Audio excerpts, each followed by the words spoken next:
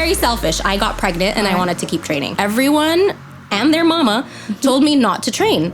Unless you want it, it's not gonna happen. I didn't lose weight and it's your fault. Weight loss happens at home.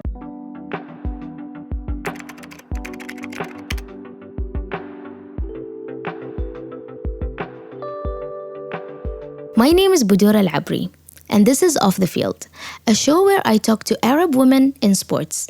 As a woman, what does it require to take charge of your health? And can a pregnant lady even squat 50 kgs?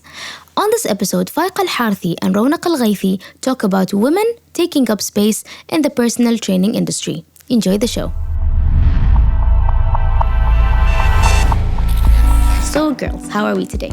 Good. Good. You ready? We're gonna chit chat. Excited. Excited. Have a good time. So let's take it back all the way from the beginning. Okay. Let's do it. So, Faye, why and how did you become a personal trainer? So it's a very long story, but I was always an overweight child.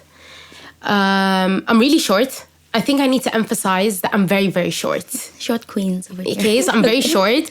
And being a certain weight and short, I end up being very, small looking. Round. Yeah, very, round. Yeah. So back in 2018, it was, I think, first year of uni, I started experiencing, knee pain, knee discomfort, because I'm very bottom heavy. Mm-hmm. So that's when I decided enough is enough. I am going to go through a journey where I want to lose weight. Backtracking that, my parents, family always try to say that I have to. But one thing I tell my clients, one thing I tell everyone, unless you want it, it's not going to happen. So that's what happened. 2018, I went through a strict diet where I lost around 30 kgs in over 2 years. Okay. And then I started getting into fitness, started enjoying it. People started asking me things, and COVID hit. When COVID hit, I decided to take my CPT, my Certified Personal Training certification, and I made a business out of it. I opened Fit with Faye, and the first thing that I started was my Ramadan bootcamp. Okay, and that's what people know you basically. Yeah. What about you, Rawnaq? So my journey started as kind of similar. Also grew up overweight, but I never started working out with the idea of wanting to lose weight. I used to go to jazzercise with my mom and group fitness classes. And then that's how I became an instructor. So I started off as a group instructor. I used to teach Zumba. I still do occasionally. And then from there, as you grow older, you start expanding what you like and trying out different things. And that's how I just stumbled upon a niche that I enjoyed. And I guess we'll talk about that a little bit later. Yes. Okay, and can you tell me, both of you, your experience as a personal trainer to date? So far, I am happy. Okay. I haven't had any bad experiences. Obviously, you meet people with different personalities. Mm-hmm. I think with a personal training job, you meet people of different ages, different personalities, different jobs that they work at. So you meet them at their lowest and also at their happiest. So I always tell my friends, I am literally every client's therapist. I know everything going on in their lives. I can confirm that. I used to book with Faye and say, Faye, I need a therapy session today, meaning we're going to meet up today. Yeah. So far it's been really good. Clients are very understanding, but there are times where they expect things from you that's very what's the word? Unrealistic. Because you wouldn't expect it from any other business. Okay. Yeah. Can we dive into some of these unrealistic? Yeah, things like refunds. Okay. Why do you want a refund after finishing your sessions? Oh. Ooh. Why do you want a refund after completing 3-4 sessions? You wouldn't go to a laser salon and say, I did 2 laser sessions, please give me back my money. Yeah, that makes no sense. Things like that. Or things like, I didn't lose weight and it's your fault. No, my love. Weight loss happens at home. So if you're not going to follow the things I tell you, there is so much a personal trainer can do. Mm-hmm. There's so much we can do.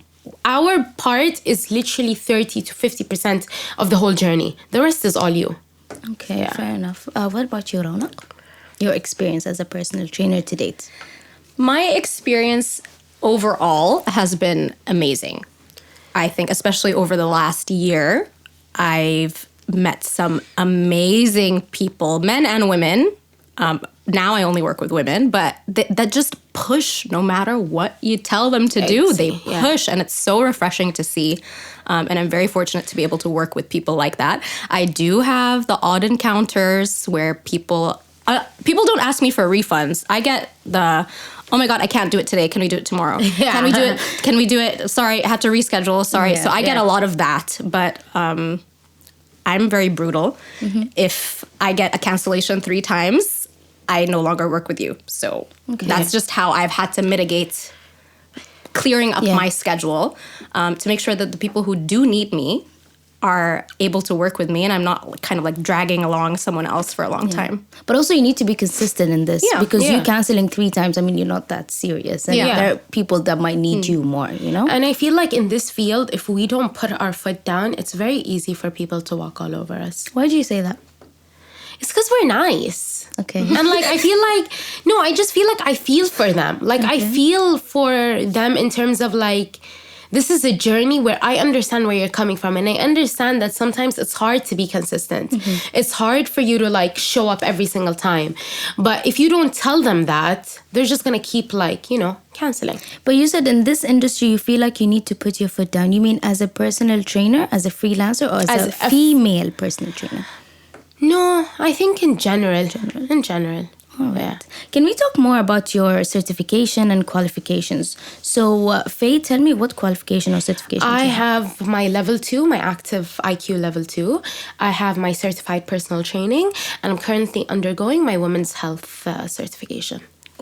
What about you, Rawnaq? Awesome. So I have my American Council on Exercise group fitness instructor, and then I have my certified pre-postnatal personal trainer from Girls Gone Strong. And then I also have a few licenses, which are like my Zumba, Zumba Kids, Aqua Zumba.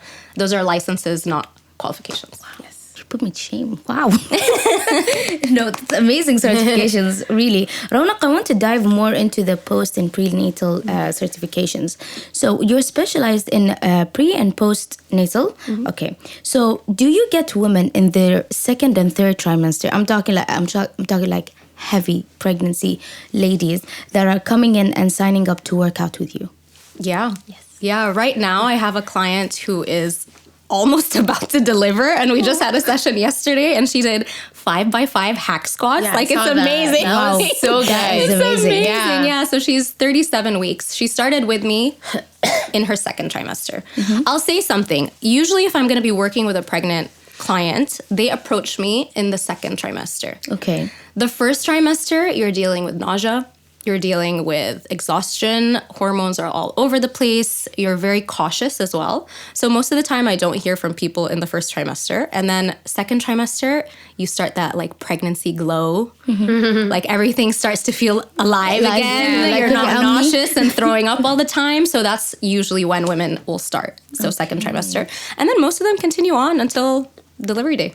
And I want to ask you, why did you pick this certification, this exact specialization? So it started off very selfish. I have to admit. I want to say, like, I just picked it because I want to help everybody. It was very selfish. I got pregnant and I wanted to keep training.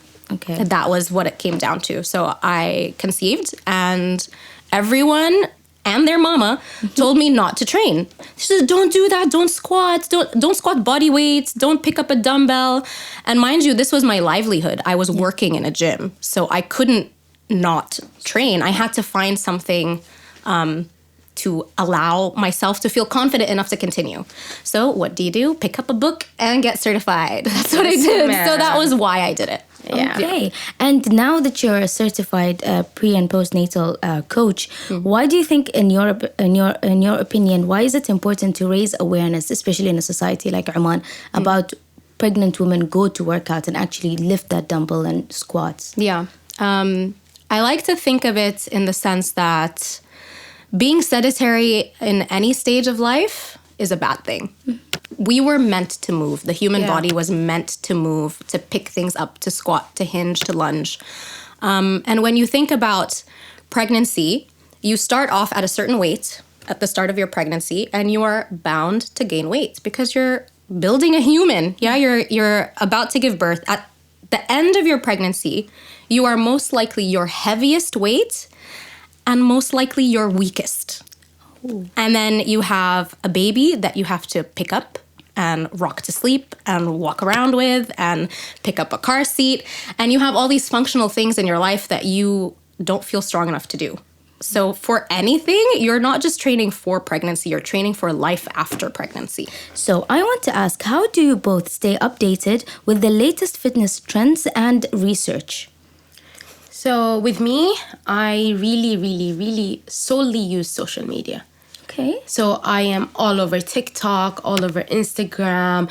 I watch YouTube videos, and obviously with our courses and stuff. If you open my Instagram page, it's all fitness. Wow. Of every single person in every country. Okay. Yeah, and I follow like podcasts, people who are already certified way more than I am, and I learn from them. I am a big believer of the learning never stops. Okay, what about you, Rawnaq? Yeah, so the two things you mentioned, you said trends and research. Those are two very different things in my book. So for the trends, obviously, I'm all over social media as well. If you open my social media, it's fitness plus mom and baby stuff. I have to be honest. So it's not all fitness stuff.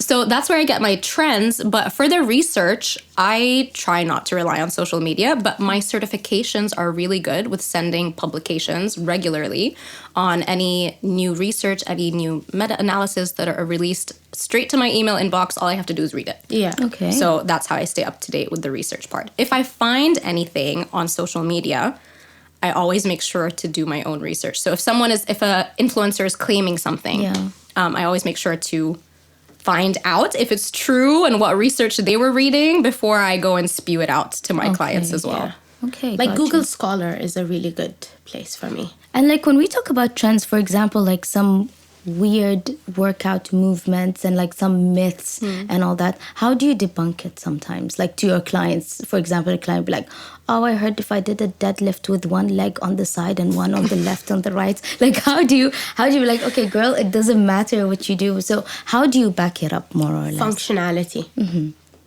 Would doing all of that functionally help you in life? Okay. Yeah. So you just make it easy and be like, in real life, would that help you? Yeah. Oh. I mean, for me, what I notice is when a client or even sometimes a potential client is coming to you and asking you a question, I try very, very hard to validate what they are asking me. Just yesterday, someone was asking me about holding a weight on one side and doing, like weighted Russian twists or weighted side bends. And people were in the comments saying, this is going to make your waist bigger. Yeah. And, you validate them. You say, I understand where you're trying to get this from. Let me tell you what the research says. Yeah. Let me show you what you could do. And let me tell you if it's true or not. So I try to make sure that they feel heard before just saying, no, that's silly. Let's not do that. Yeah. All right, that's a good way to not attack them at least. Okay, so in your opinion, let's start with Rawnaq. In your opinion, how does society's perception of female trainers differ from that male trainers, the personal trainers? I think what I've found is that a male trainer is accepted a lot more in the sense of he can train a female, he can train a male, he can train someone to lose weight, he can train someone to build muscle, someone with an injury. As a female, sometimes we're only seen as, okay, you're a female coach, you can only train a female. And the reality is we can get just as many different certifications if we wanted to. So I do feel like sometimes we're seen as just available to coach women. Okay. Yeah. And in terms of like specification, you said injury and all that. Do you think women are only put for just weight loss, for example? Something like that, or like just one stream? I think the general population all want to look good. Yeah. We're a vain population. That's all right. You want to look good. You want to feel good. Yeah. So a lot of that comes with weight loss. But I think the general population doesn't understand that comes with muscle gain. Yeah. All right. Yeah, like gaining muscle means you're going to look better.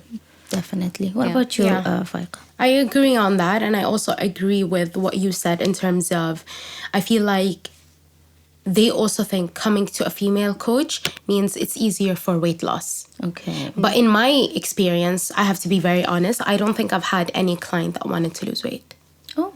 Yeah. And when I tell people that, they're like, oh, that's really shocking. Yeah. I've had clients who wanted to build. I've had clients who think of it as a lifestyle, who just want to like get stronger, have certain goals in their mind that don't really evolve around losing weight. That's very interesting to hear. And also, adding on to what you said, I think what's a struggle for us is not just the male perspective. I think being an Omani female is also really hard.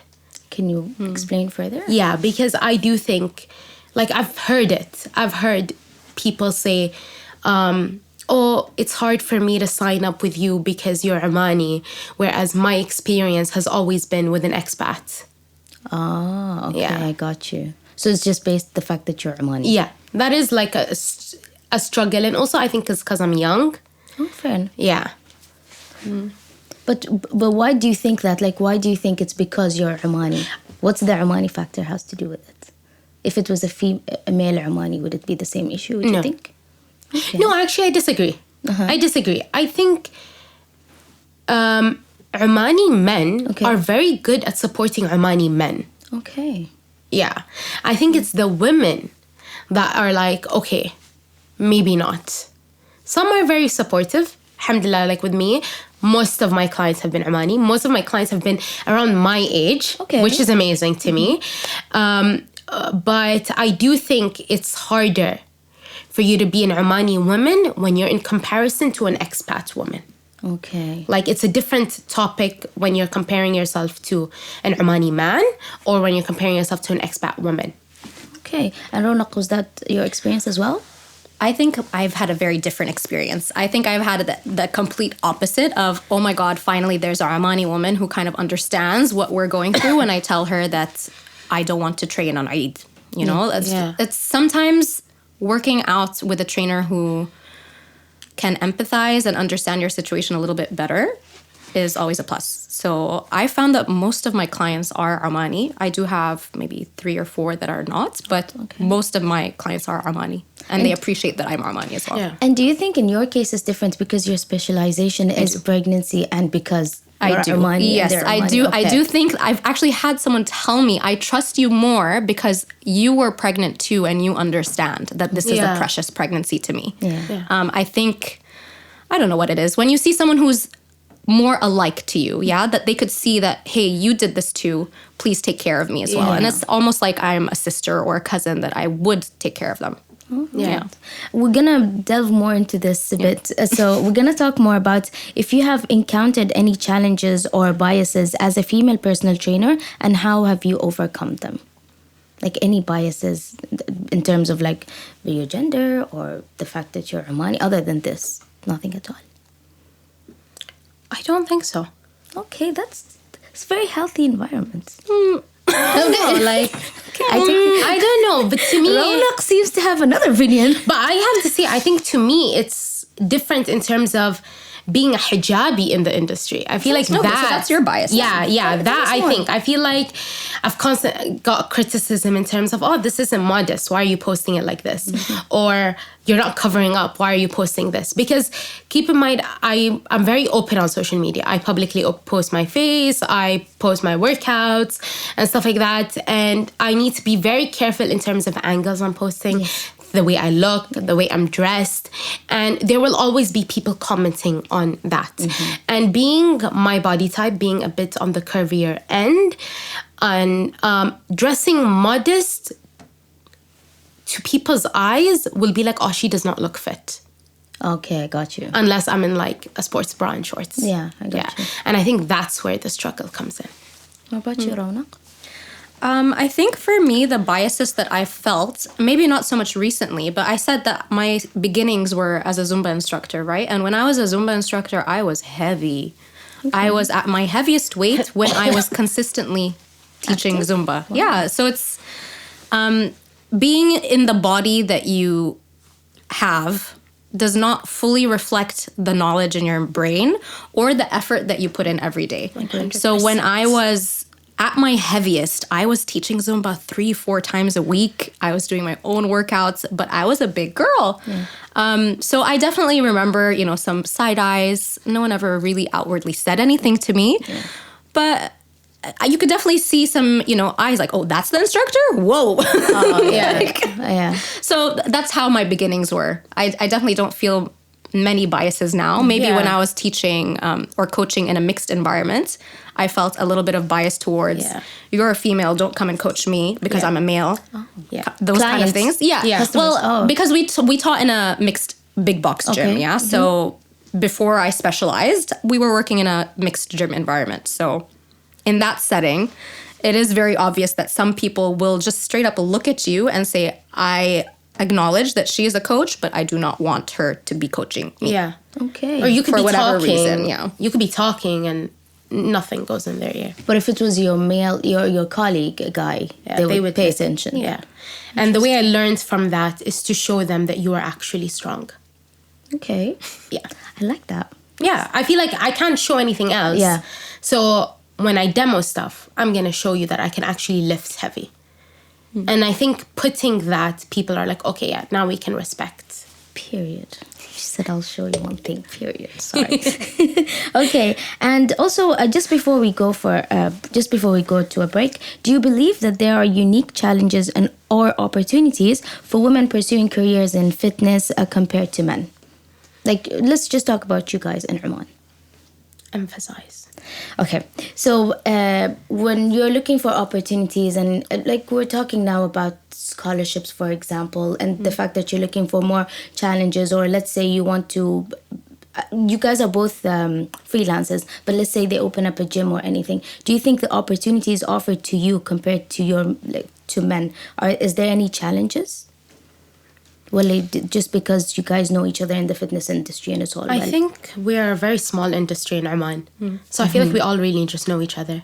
Men and female. Yeah. Okay, that's really good. Yeah. Yani, that's I refreshing. do think, though, that as a female trainer, we are presented with more opportunities than males. Oh. Simply because women really enjoy the community and the group fitness aspect. The amount of times that I've been approached to teach some sort of group fitness class in some sort of new gym popping up somewhere, I don't think the male trainers are getting the same sort of opportunities. I agree with that. Is there any advice you would like to give anyone listening?